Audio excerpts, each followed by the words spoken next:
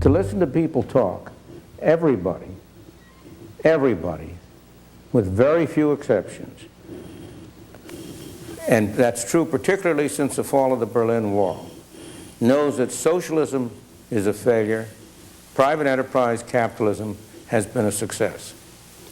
On the other hand, if you look at what actually goes on, the situation is very different. In country after country, governments are large and getting larger. Indeed, I've sometimes presented this as a kind of a syllogism. Major proposition, socialism is a failure. Minor proposition, capitalism is a success. Conclusion, therefore we need more government. A conclusion that hardly follows from those premises, and yet that seems to be what's going on. But is it? And that's what I really want to talk about today, about the deeper view of the relationship between opinion on the one hand and practice on the other. It's very hard for people today to recognize how much change there has been in the climate of opinion in Western countries. When we were first getting started on the attempt to promote free markets, it dated back, for example, to Hayek's Road to Serfdom, published in 1944. That was much beriled. Indeed, it was hard to find a publisher to publish the book. I think it was turned down by about a half a dozen publishers in the United States before it was finally published by the University of Chicago, and then only because of the intercession of people in the economics department with the press. It, however, became a bestseller, was widely popular.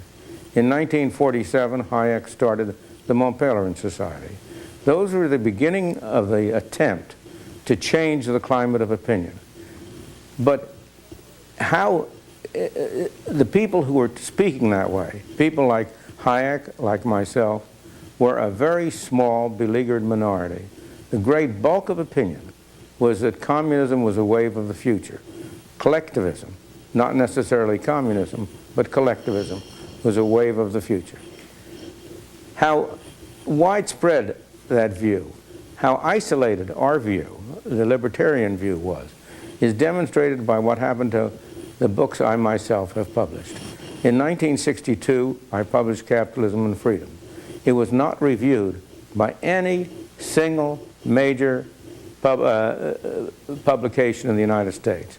Not by the New York Times, not by the Herald Tribune. It was reviewed in the Economist in London, and that's all. 20 years later, when we published Free to Choose, it was reviewed in every major newspaper. Over that period, there was a drastic change in opinion. And that change in opinion has been reinforced by the fall of the Berlin Wall and is now almost universal. On the other hand, if you look at what's been going on in practice, it went the other way. To speak of my own country, in the United States, in 1947, government was spending something like 25% of the national income. Today, it is spending something over 35% of the national income. Moreover, there are many more regulations, restrictions on the behavior of both business on the one hand and personal individuals on the other. There is no doubt that governments have gotten larger and much more intrusive. If you look at a wide range of other countries, I checked up on 20 industrial countries. In 18 of them, government spending in 1995 as a fraction of national income was higher than it had been in 1975. How do we explain this divergence between the movement of opinion on the one hand and the movement of practice on the other? The best explanation, and it traces back to a book that was written at the end of the last century by A.V. Dicey, Law and Public Opinion in the 19th Century, in which he pointed out that there was a very long lag between changes in opinion on the one hand and changes in practice on the other. More than a decade ago, my wife and I explored this phenomenon in an article entitled "The Tide and the Affairs of Men." Obviously, we took the title from Shakespeare. Here are Shakespeare's lines. There is a tide in the affairs of men, which, taken at the flood, leads on to fortune. Omitted, all the voyages of their life is bound in shallows and in miseries. Our article discussed the hypothesis, and I quote, that a major change in social and economic policy is preceded by a shift in the climate of intellectual opinion, itself generated at least in part by contemporaneous social, political, and economic circumstances.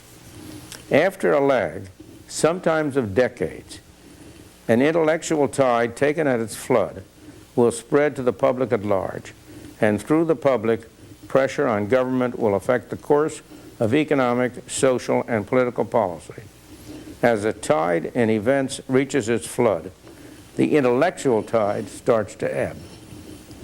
We illustrated this hypothesis with the two most recent completed tides, the tides that we labeled the Adam Smith tide and the Fabian tide.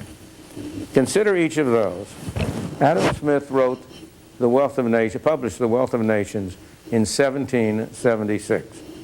At the time, he wrote in his book that it was idle to believe that the principles he espoused, the principles of free trade, would ever be accepted by the powers that be. It took a long time. The repeal of the Corn Laws, that is, of the laws imposing a tariff on the import of grain, did not come until 1846, 70 years later. And then, when that came, it swept away most of the restrictions, and laissez-faire reigned in Britain through much of the 19th century. The interesting thing is that although laissez-faire seemed to be bringing everything that its proponents had promised, the standard of living of the ordinary people in Britain rose greatly. There was an industrial revolution. Britain became the leading industrial nation of the world. And yet, at the same time, the support for laissez-faire started to ebb, and you had the beginning of the next tide, the movement toward socialism, which we called the Fabian tide. How do you explain that? Well, there are a number of things that help to explain it. In the first place, as things got better, the evils that remained were more striking and prominent. You know, there are always problems in a society. You're never going to have perfection. That's for utopias for the next world, not for this one. And so, having solved many of the problems which existed before, the remaining ones stand out. In the second place, one of the main forces helping the conquest of laissez-faire ideas was widespread corruption. In the 18th century, Britain was known as a land of smugglers. There was widespread evasion of the law. There was widespread corruption of public officials. But under laissez-faire, when government had nothing to give, when there were no privileges it could grant, Britain developed an incorruptible, largely incorruptible, a very honest and efficient civil service. And therefore, it became more feasible to think that government could do things, could do good. As you all know, the power to do good is also the power to do evil. In any event, in 1888, you had the establishment of the Fabian Society by the Webbs, by Shaw, by a small group of British intellectuals. That was 1888. Its ideas, the Fabian ideas, gradually spread among the intellectual classes. And within 20, 25, 30 years, they were the standard climate of opinion on the intellectual level. But effects on policy did not follow for many years. The move toward a welfare state really only began just before World War I, with the beginning of Social Security programs. And it didn't come to a full flood until after World War II, 1945, about 60 years after the initial change in the direction of the tide of opinion. In the United States, much the same thing was true.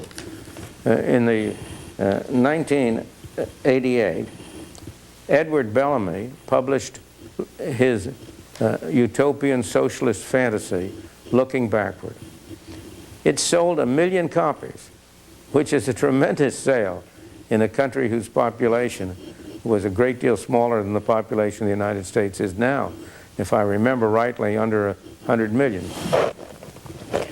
And the ideas of socialism, the Fabian ideas, the Marxian ideas, all started to have their impact on the intellectual classes within the United States. The first decades of the 20th century was the era, just before the World War I, was the era of muckrakers, of Ida Tarbell, of Sinclair Lewis. But action was very limited. The one action in the 1890s was trust busting, but that had a different source.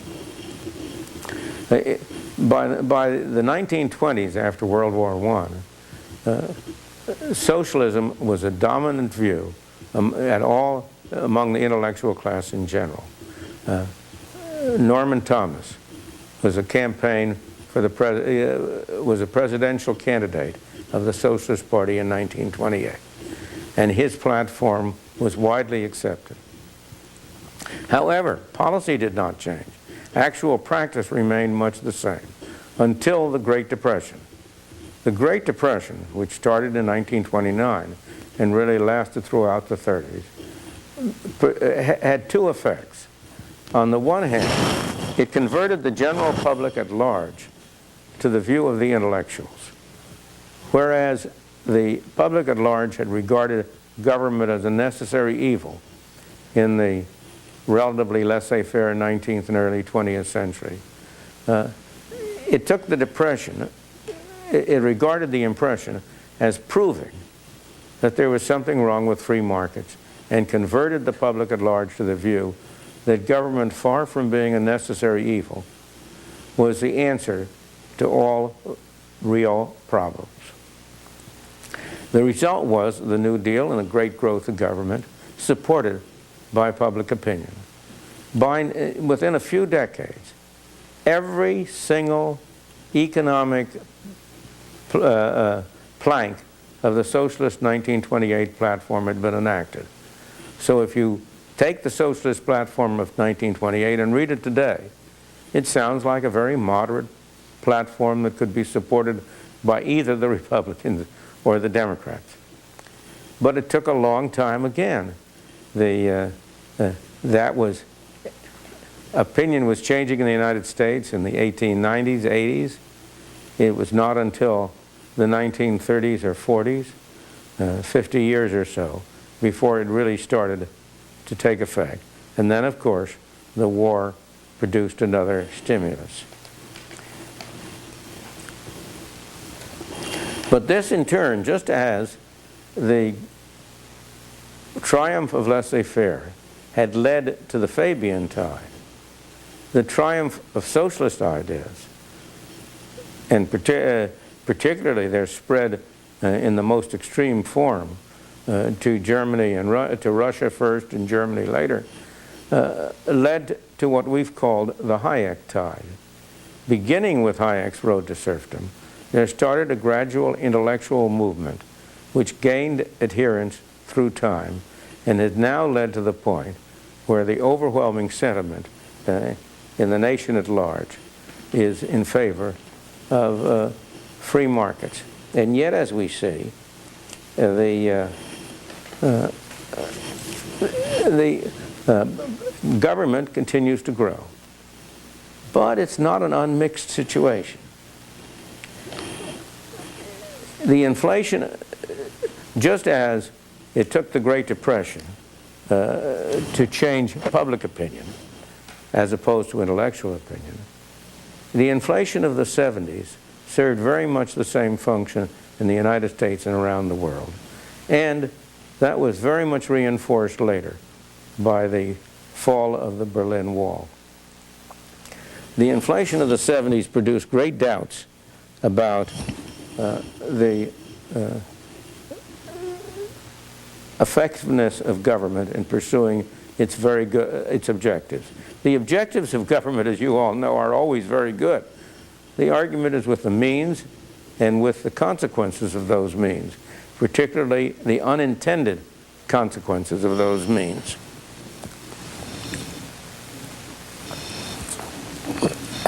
You have to pardon me, but my throat gets very dry as I talk.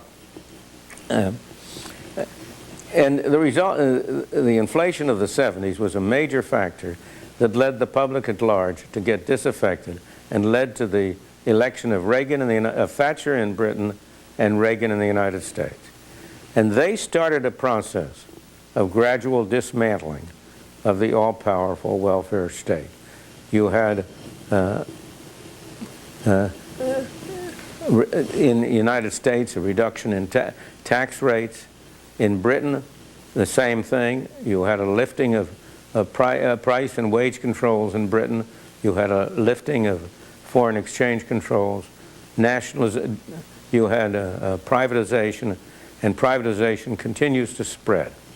You had some reduction in regulations. In all cases in the 1980s, both in Britain and the United States, you can say that you were really having an impact of the tide of opinion on actual practice.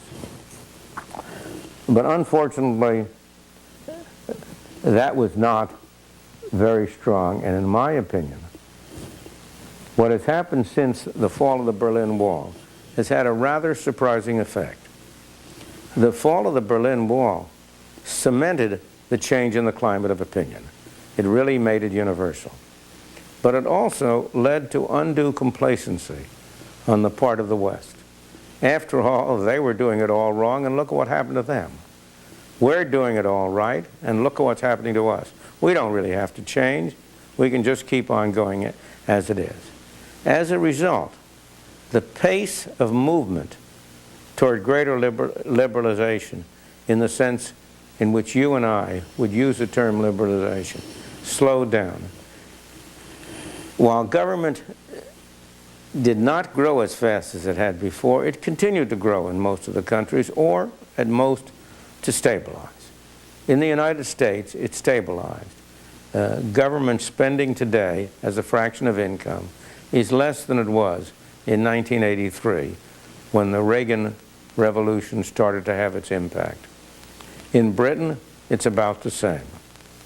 But in many of the countries of Western Europe, spending today as a fraction of income is higher than it was then.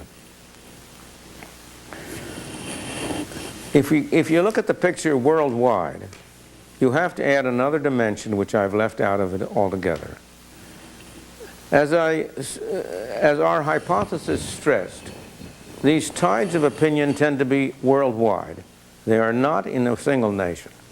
Just as the Adam Smith tide, the tide of belief in laissez-faire, spread throughout the world, in its case, very much promoted by the importance of the British Empire. Similarly, the Fabian tide, the Marxian tide, the tide toward collectivism, toward socialism, was worldwide, leading in its extreme to what happened in Russia and later in Germany. So also, the current tide is worldwide. And here again, it's interesting to note that the most dramatic impact of it has been in the communist countries.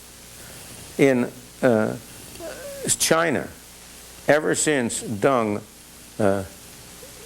freed up agriculture in the 1970s, you have had a very strong movement toward greater and greater free markets, greater and greater private enterprise. The political structure is totalitarian. It has not changed. It is unacceptable. But there is no doubt that a conflict such as emerged in Tiananmen Square will emerge again, because what is happening on the economic front is fundamentally incompatible with the political structure. If you take the former Soviet Union, in countries like the Czech Republic, Hungary, Poland, wherever you, Latvia, Lithuania, wherever you look in that part of the world, the tide of practice and not only of opinion has changed. They are far closer to free markets than they were. They still have a way to go, of course. On the other hand, Russia itself is in chaos. But Russia will not remain in chaos. I have no doubt that we will see many changes in the future which will move in our direction. So if we look at the world as a whole, we can say that the contrast between the state of opinion on the one hand and practice on the other is part of a long-term cyclical process.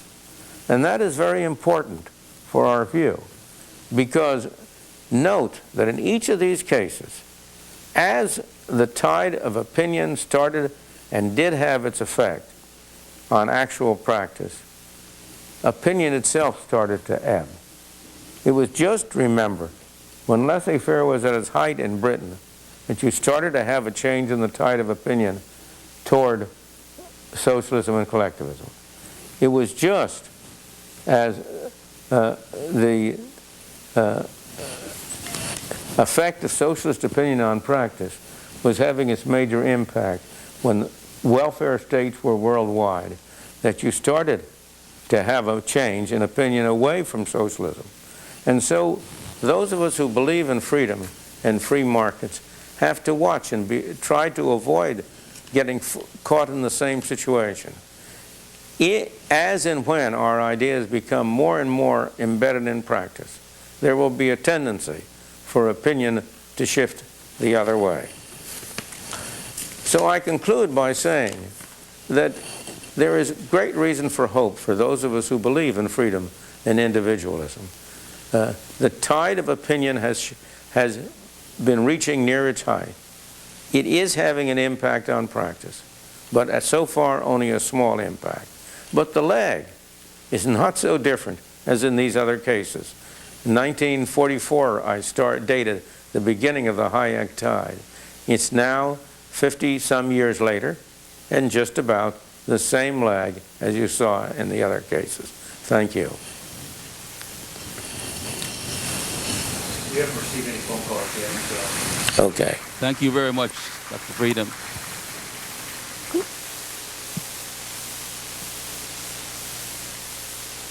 Thank you very much, Dr. Friedman. I don't know if can you hear me? Can you hear me now, Dr. Friedman?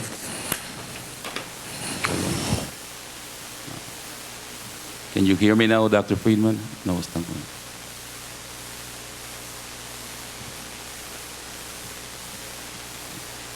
Yeah, Dr. Friedman. Can you hear me now, Dr. Friedman?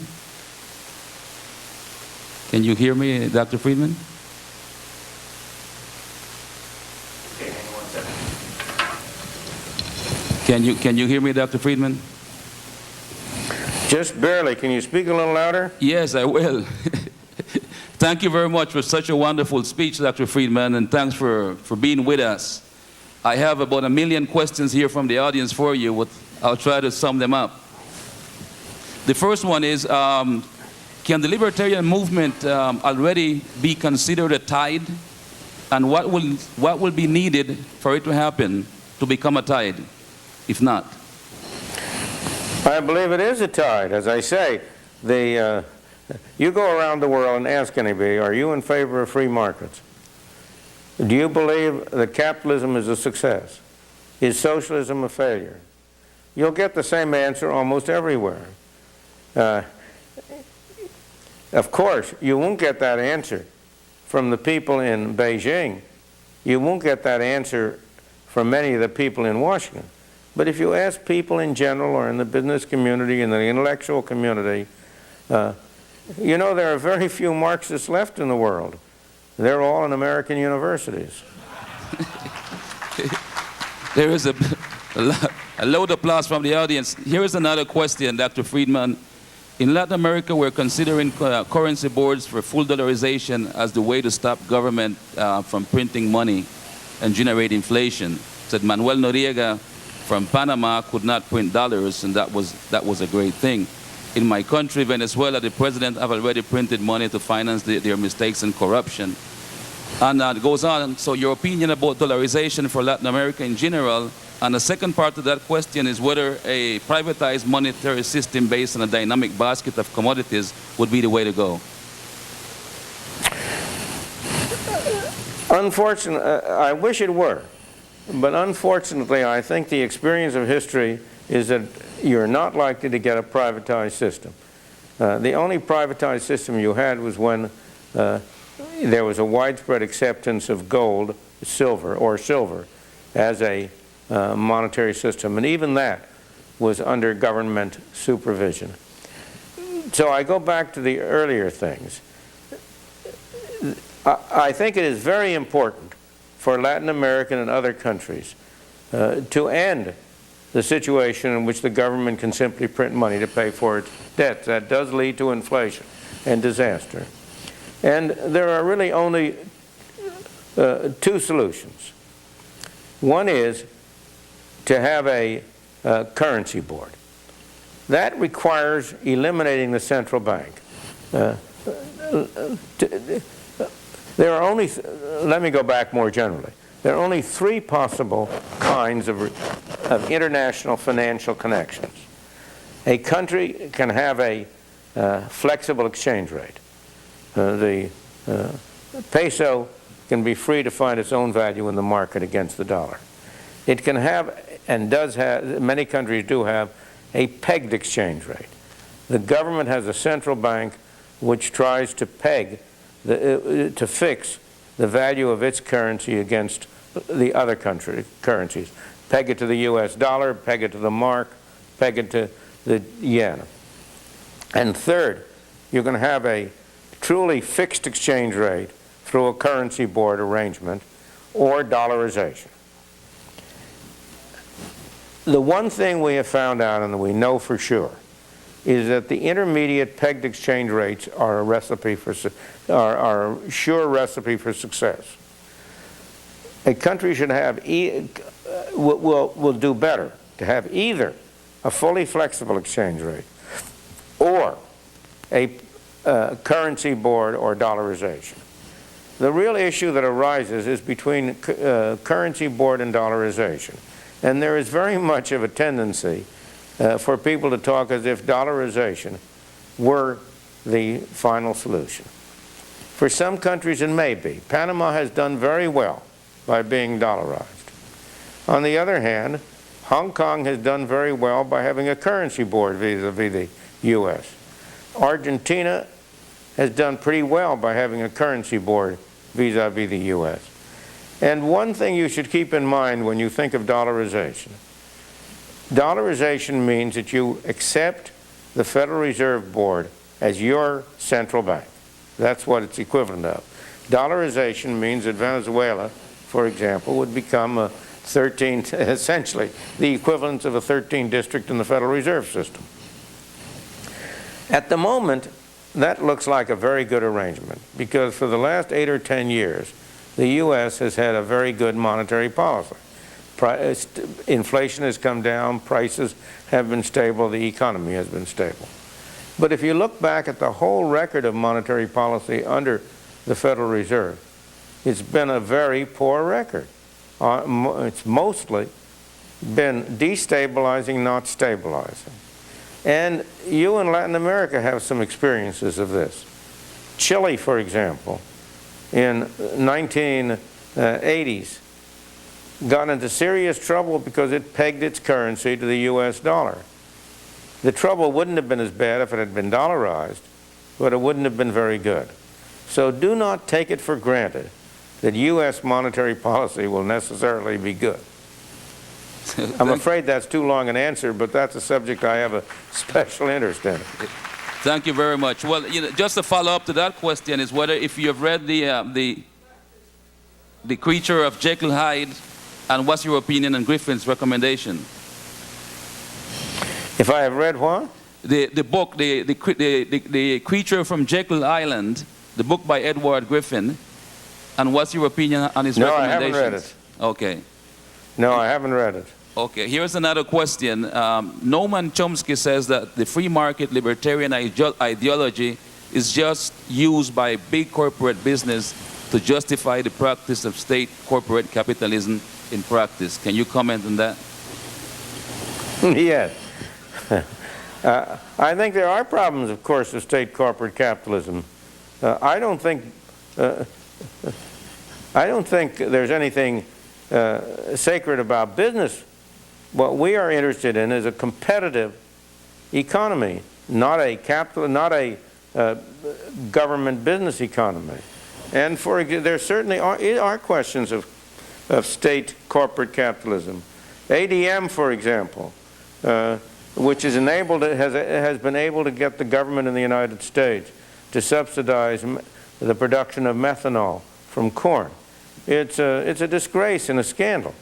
So don't misunderstand me. When I defend free markets and free enterprise, I'm not defending the governments as they now are. And the United States, you must recognize, is 50% socialist. If I take total government spending in the United States, it's about 35 or 4% of national income.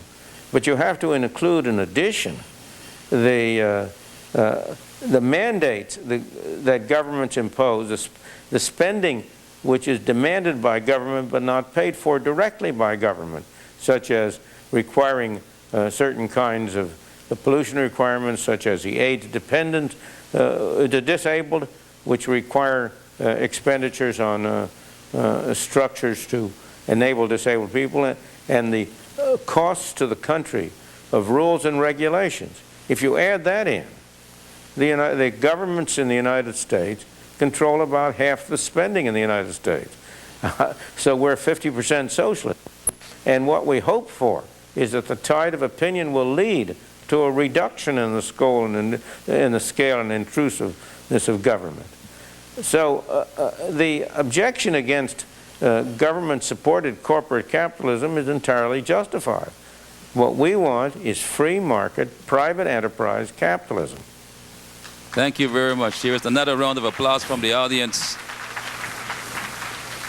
Here is another question. Do you think a voucher system will lead to the tumbling down of the private schools, the government schools, I guess, they meant, or do you think we should wait for the complete separation of school and state? I would like to see a complete separation of school and state. My ultimate objective in this area is certainly a system in which government doesn't enter at all. Parents should be responsible for their children's education, and government shouldn't be involved. But, you know, I've always thought that it's not enough for those of us who are trying to affect the course of events to emphasize what the ideal utopian solution would be.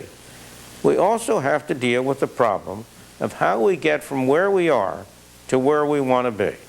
There is not a chance in the world, in any country that I know of a practical, effective movement completely to eliminate government from the schooling. In every country, almost every country in the world, government plays a very, very large part. How do we move away from that? And in my opinion, a voucher program under which government continues to spend money on schools, but the money is attached to the child and not to the school. That's essentially what a voucher program is the most effective way to move away from the present system and to move forward in the direction of the ideal. Thank you very much. Here, another question is, there are several questions on taxes. One of them is, what was your role in the early stages of the invention of the withholding tax? And the second part of the question is whether you think the income tax should be replaced by a flat tax or a sales tax. I have for many years believed that you should have a flat tax rather than an income tax. But again, we're talking of ideals versus realities. On the subject of withholding, I had nothing to do with the invention of withholding. Withholding is a very old thing. It was widely adopted and used in in Britain, in Germany, all throughout Europe before it was used in the United States. However, during World War II, I was working at the Treasury Department for 2 years, and during that period, I was involved in the development of the withholding system that we now have in the United States. At the time, all we were thinking about was trying to finance the war, and it would have been utterly impossible to raise the taxes that were imposed at that time without withholding. It's obviously I shouldn't say obviously, it's not something that's desirable. On the contrary, it's very undesirable. You could not possibly maintain the present level of government taxation without the taxes being hidden. And they are hidden in two very different ways. They are hidden through withholding, but they are also hidden by being imposed on business, supposedly on business, when really, of course, business can't pay taxes, only people can pay taxes. So that I think withholding is a very bad arrangement, but I don't know any way you're going to get rid of it. And I have to confess that I had a part in designing the present system. Thank you very much. What role of the state, if any, do you advocate? I believe that you do need a state, and you need a government to have certain basic functions. The most important of those functions is to make the rules of the game. You know, we all speak of the importance of private property, but private property is not a self-evident notion. You have to have some way of deciding where your property ends and where mine begins. If I own a house and you fly an airplane 100 feet over the top of my house, are you violating my private property? If you fly 10,000 feet, 20,000 feet, 40,000 feet, or again, we have houses next door to one another. You turn your radio and television set on at a very high amplitude. Are you invading my private property or not? So how do you make those rules? And the basic function of government is, I think, first as a rule-making body, second as providing a mechanism for adjudicating disputes about rules, and third as providing a means of defending the country against foreign enemies and individuals against private individuals. Those, I think, are the three fundamental functions of government, and I would hope that you could do without them, but I don't believe it. However, I am not sure as a practical matter that there's any real reason to argue. My son and I, as you all probably know, David, my son, has written a book on a non-government, a complete libertarian system with no government. He and I disagree on that. But that doesn't mean that we disagree on any practical measures under consideration.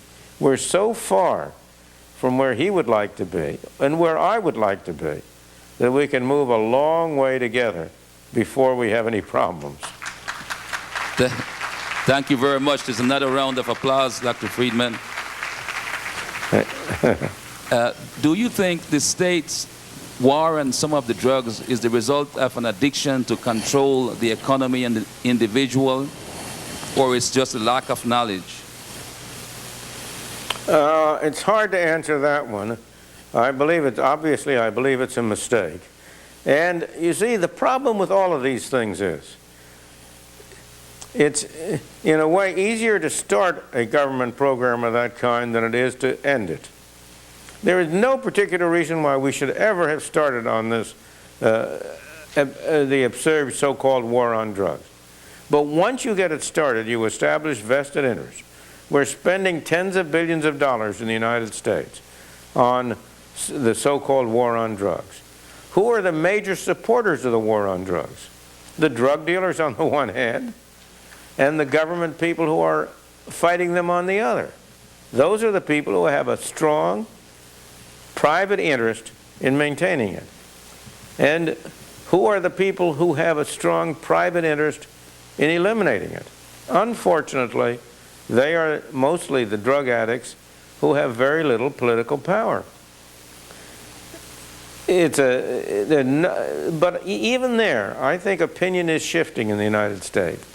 And there is more and more recognition that the so-called war on drugs is doing far more harm than it is good, even in terms of its own objectives.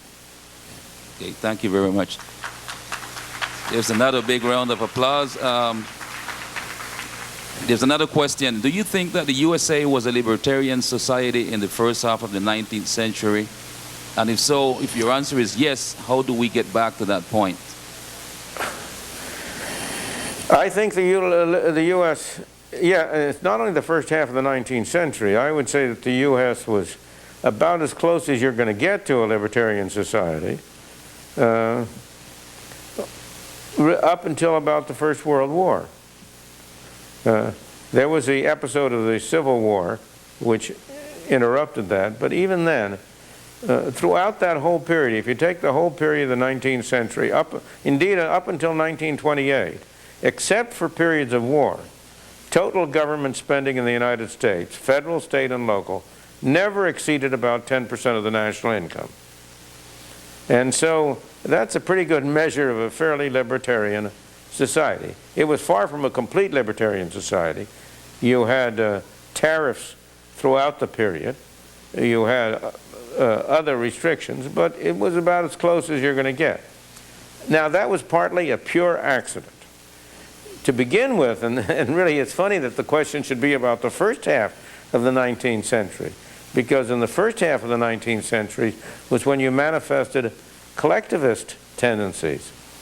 In the 1820s and 30s, you had state after state which established a state bank, the Bank of Ohio, the Bank of Indiana. You had the government starting to build railroads. You had the government engaging in industrial activity. So you had a movement toward what you would today call socialism. What happened was that in 1837 there was a financial panic, and almost all the government enterprises went broke and collapsed. And that is what was, in my opinion, was a major factor that led to the triumph of quasi-laissez-faire for the rest of the century. Now, the question is how you get back. There's only one way to get back, and that's fundamentally, the only way to get back is to cut down the amount of taxes government receives. I don't see any other way of reducing the scope of government than to reduce its receipts. And that's why I have always been in favor of any tax cut of any kind, of any form, however you can get it, whenever you can get it. Okay. Thank you very much. There's another big round of applause. Question, Dr. Friedman, when did you decide to identify yourself as a libertarian? Was there a special incident that triggered that decision? No, there was not. I've always called myself a classical liberal or a libertarian, sort of equally. I really can't pick out any particular point. I've had those views, for well over 50 years. I don't know. Thank you very much. There's another question. Should the USA open its borders to all immigrants? What's your opinion on that? Unfortunately, no. And I say unfortunately. You cannot simultaneously have a welfare state and free immigration. I am in favor of free immigration, but not if you have a welfare state. The United States had free immigration at the end of the throughout the 19th century and up until World War I, really. But that was possible because the United States was not a welfare state. When my parents came to the United States at the end of the 19th century, they didn't get any welfare when they got here. They were able to exist by the charity of relatives who had come here earlier. They were able to make their way in a free market, and therefore people only came here. People came to the United States in order to use their resources and their capacities and were productive and helped themselves and helped the rest of the people who are here. But if you have a welfare state in which immigrants as now are eligible to receive relief to receive benefits and so on. You have people immigrating not in order to use their resources in a productive way, but as it were to be parasites on the rest of the society. And unfortunately, there are an unlimited number, an infinite number supply of people who want to live on somebody else's expense. And so the result of that is that unfortunately you cannot have completely free immigration, in my opinion, in a welfare state. Thank you very much. Here is another question. What is your opinion on natural monopolies? Do you think it is better for them to be public or private? I think it is better for them to be private. And I think it's better for them to be private because there are very few natural monopolies that last indefinitely. Almost always there are alternatives. There are other things will develop. The market, especially if a natural monopoly tries to exploit its monopoly power, it establishes an enormous incentive for people to find ways to compete with it, to destroy its monopoly character. If it's in the hands of the public, if it's in the, I shouldn't say the public, you don't mean public, you mean in the hands of the government. After all, the private enterprise is a public enterprise too. But the question is, should the monopoly be governmental or private? If it's governmental, then the government will see to it that competition is suppressed and will prevent the monopoly from being destroyed. If it's private, the government may also get involved. It may undoubtedly will regulate it. But that will probably increase the opportunities for other people to compete. So you're more likely to get rid of monopolies. But let me make a factual point. It is very difficult to find any real natural monopolies. Almost all actual monopolies are monopolies because of special privileges and grants that they get from the government. Okay, thank you very much, Dr. Friedman. Here's another question. What is the most important thing to do in our countries, and I refer to Latin American countries, where the government has de facto control of so many businesses through monopoly ownership in order to defeat? What should be done in order to defeat their influence and power? Well, I think the most effective way to do that is through pressing for free trade. International competition is the most effective way to destroy local monopoly power. Obviously, as you all know, in every one of your countries, you want to try directly to reduce the role of government as best you can. But generally speaking, trade is a more effective solvent than most other mechanisms. Thank you very much. Here is another question. You said, somebody in the audience said, you have said that the opinion can lead to either the reduction or expansion of the state. But what would you say to this? What would you say to this proposition? The state takes on a life of its own. It wants to grow and live. Therefore, it is much more likely that opinion can lead to the growth of the state than to shrinking it.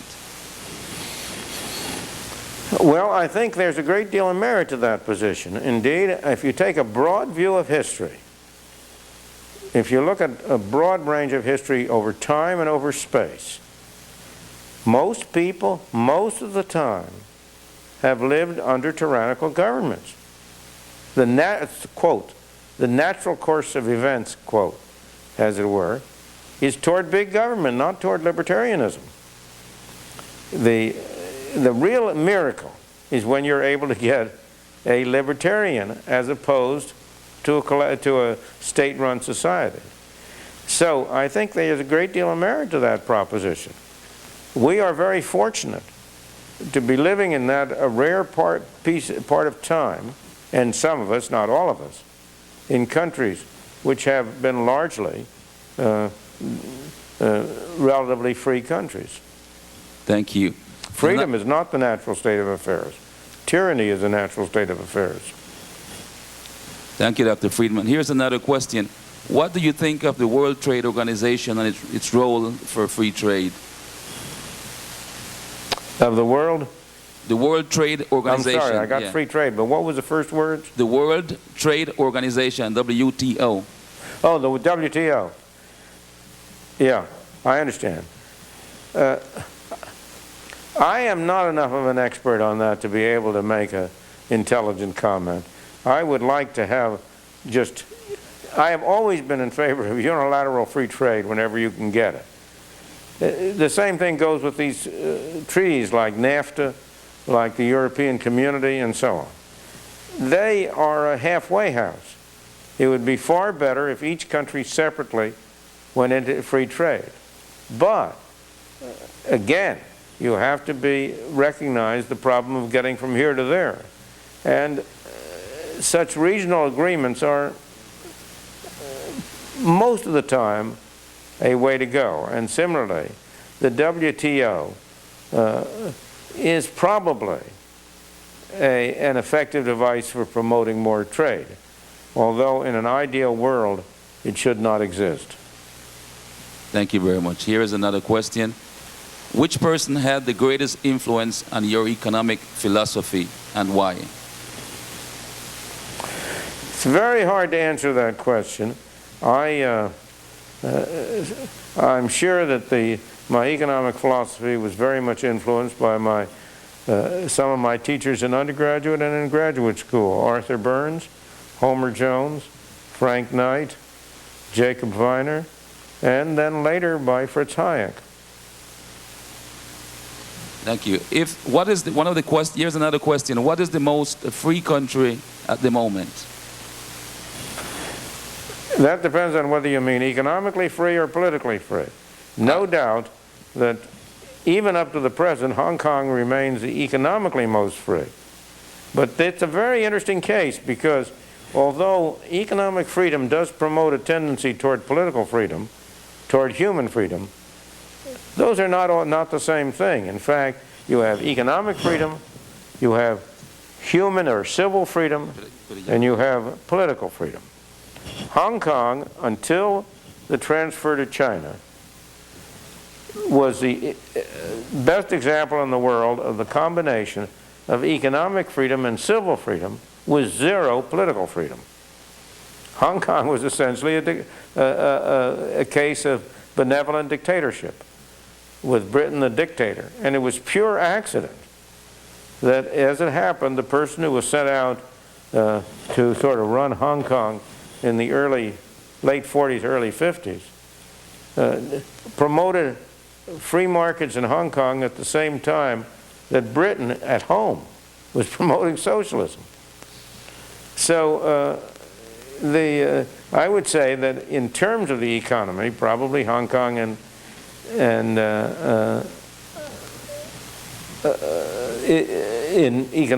economic terms is the freest.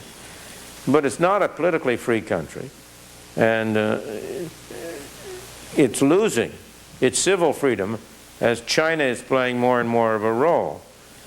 Now, if we go beyond Hong Kong, I would say that probably the U.S., well, I obviously have a bias, but I think the U.S., with all its defects and all its problems, is probably overall the freest country, both politically, civilly, and in economic terms.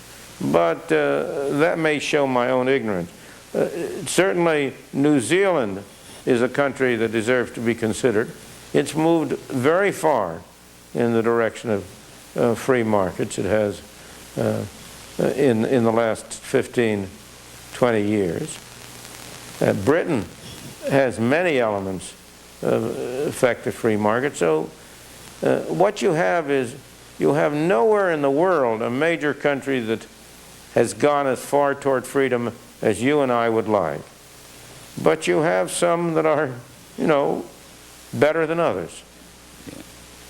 Thank you very much, Dr. Friedman. Can we ask you one or two more questions? Yes, sure. Okay. Here's one question. Do you oppose a unilateral reduction of tariffs? And if not, how can you oppose the open immigration until the welfare state is eliminated? I am in favor of a unilateral reduction of tariffs. But the movement of goods is a substitute for the movement of people. As long as you have a literal welfare state, I do not believe you can have a unilateral open immigration. I would like to see a world in which you could have open immigration. But stop kidding yourself. On the other hand, the welfare state does not prevent unilateral free trade. I believe that they are in different categories. Thank you. Here's a follow-up, basically follow-up to that question says that instead of a green card, can the USA issue a blue card, which the blue card does not give welfare? That would be, if you could do that, that would be fine. Okay. But I don't believe you can do that. I believe it's not only that it's not politically feasible, I don't think it's desirable to have two classes of citizens in a society. We want a free society. We want a society in which every individual is treated as an end in himself. We don't want a society in which some people are in there under blue conditions, others are in there under red conditions, others are in there under black conditions. We want a free society. So I don't believe such, I haven't really ever thought of that system. I very rarely get a new question.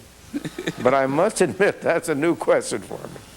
And I haven't really thought about it a great deal, but my initial reaction is that it's a very undesirable proposal. Well, Dr. Friedman, we want to end the question here and this link with you.